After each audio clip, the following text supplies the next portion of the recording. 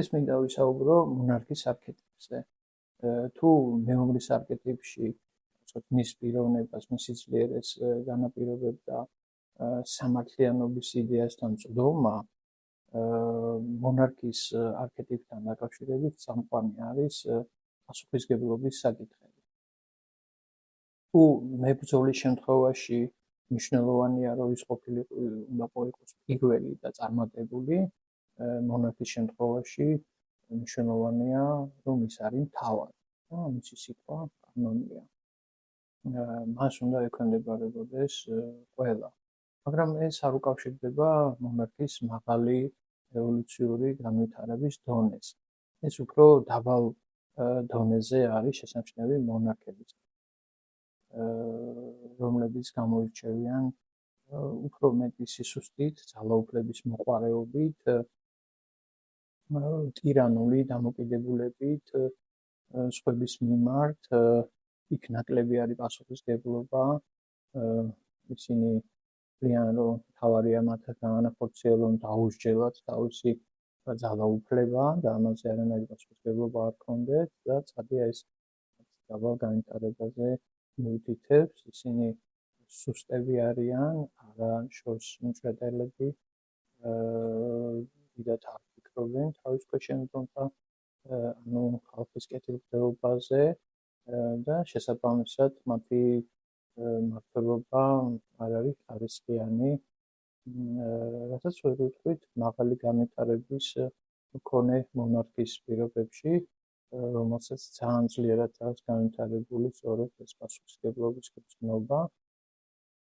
დაფუძნებული არის ადამიანის უნიკალურობაზე და ზრუნავს ყველა ადამიანის როგორც პიროვნულ განვითარებაზე, ესე კეთილდღეობის მდგომარეობაზე, ასევე ზოგადად ქვეყანაზე და ქვეყნის კეთილდღეობაზე და მის განვითარებაზე მსმენელი და მფარველია. იგი თავისუფალია ეგოიზმისაგან. არის კეთილშობილი, კეთილი მმართველი, სადაც მნიშვნელოვანი არის რა თქმა უნდა სამართლიანობა, მაგრამ ასევე მოწყალებითი დამოკიდებულება ძალიან მნიშვნელოვანია. ნებისმიერი მეფე გადის ღალატის სტადიასაც, როდესაც აღმოაჩენს, რომ მისი გარშემო მყოფები, მისი გარემოწვა მას ღალატობს. დაბალი განვითარების მონარქისთვის ეს კატასტროფაა და ის საშინელ წმენდას იწყებს ამის შემდეგ და ზოგადად ეჭვიანია და ყველა ადამიანში პოტენციურ მოღალატეს ხედავს. საშუალო განვითარების მქონე მონარქისთვის დამახასიათებელი არის თაფლაკველის პოზიცია, ანუ როდესაც ნაწილს მოისყიდის, ნაწილს აშინებს და ესეთი დამოკიდებულება ძალიან ცუდ ფონს ქმნის მის ირგვლივ, არ იკრიბებიან ადამიანები, მათი რაოდენობა მცირეა. ძირითადად უფრო მედროვენი აღმოჩნდებიან ხოლმე ის გვერდის, რომელსაც არ აქვს კეთილშობილური დახვევა. რაც შეეხება მაღალი განვითარების მქონე მონარქს, რა თქმა უნდა, მანაც იცის, რომ შესაძლებელია აღმოჩნდეს ამ ღალატის რეალობაში, მაგრამ ის გაივლის აი ამ გამოცდას შედარებით უმტკივნეულოდ, მისთვის დამახასიათებელია ძალიან დიდი დაკვირვების უნარი, ის კარგად ხედავს ადამიანებს, აქვს ფსიქოლოგიური წვდომის უნარი, ხდება ის რა განზრახვა აქვს, ფარული ზრახვები როგორი აქვს ადამიანებს და მაქსიმალურად ცდილობს, რომ გამორიცხოს ღალატი, მაგრამ თუ მაინც ხდება ეს მის ცხოვრებაში, ის შურის მაძიებლობით არ განიმსჯვალება, რა თქმა უნდა, ყველას თავის ადგილს მიუჩენს, მაგრამ იცის, რომ თვით ეს ადამიანებიც ასევე მისი საზრუნავია, იმიტომ რომ მისი სამეფოს ცოტა მკვიდრნი არიან. ზოგადად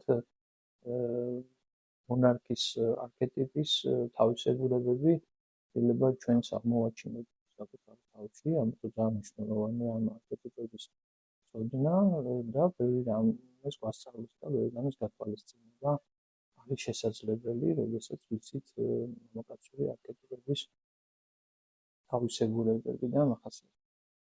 უნდა აღინიშნოს ასევე, რომ მონარქისათვის დამახასიათებელი არის ძალაუფლების დაკარგვის საშიშროებებით და ზოგი მონარქს ეს ძალიან მძაფრად აქვს ამის შიში, ანუ ყველაფერს აკეთებს იმისათვის, რომ ეს არ მოხდეს და ყველა საშუალებას იყენებს ამისათვის.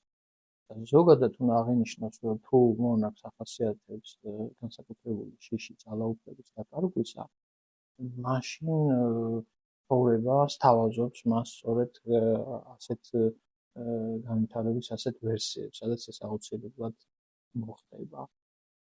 მინდა გითხრათ, რომ ჩვენ შემდგომ ჩანაწერებში ვისაუბრებთ კიდე სხვა არქეტიპებზე, რომელიც იმედი მაქვს თქვენთვის საინტერესო იქნება. შემდეგ საუბარი შეეხება ვაჭრის არქეტიპს, რომელიც ასევე გამორჩეული და განსაკუთრებულია თავისი მნიშვნელობით და შინაარსით.